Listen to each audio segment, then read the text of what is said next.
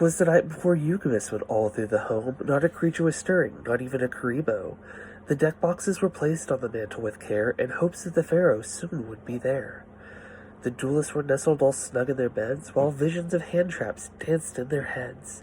And with me, with my deck list and my play mat, had just settled down for a 3-round duel match.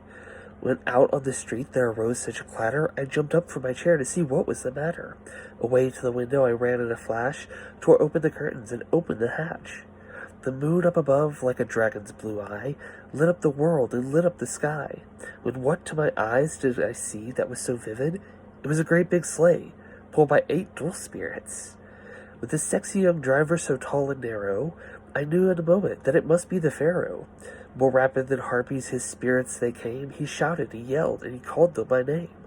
Now Karibo, now Kariborn, now Rainbow and Clear, on Sphere, on Winged, on Railing and Bandit. To the top of the deck, to the graveyard, now activate, activate, activate by discard. As dual cards that before the wild winds flew, he would meet any obstacle, overcome any duel. So up to the housetop his spirits they flew, with a sleigh full of cards, and the pharaoh too.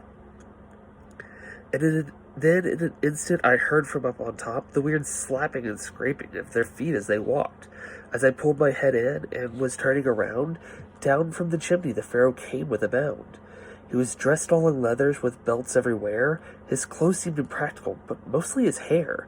With a box full of cards he had strapped to his side, he looked like a duelist, beaming with pride. His eyes, were they purple? His hair made no sense. His dual disc strapped to his arm, he spared no expense. His skull jacket flared back like it was held up with a wire, and the dark round his eyes, either mascara or just from tired. Impractical belts all strapped up and down, his mouth seemed stuck in that serious frown. His voice far too deep, his gaze too intense, and sorry to go back, but that hair still doesn't make sense. He was slender and sexy and a downright powerful duelist.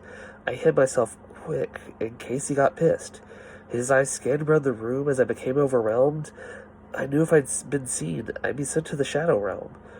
He spoke not a word as he went straight to work, and he put the cards in boxes, but then he turned with a jerk, placing his hand on the golden puzzle around his neck. Before I knew it, I was before him, and all I could say was, "Aw, heck." The dual disc on my arm chirped to life as he called out my name, and I readied my deck, and he did just the same. But I heard him exclaim, as the puzzle shone like a jewel, "Happy Yugmas all.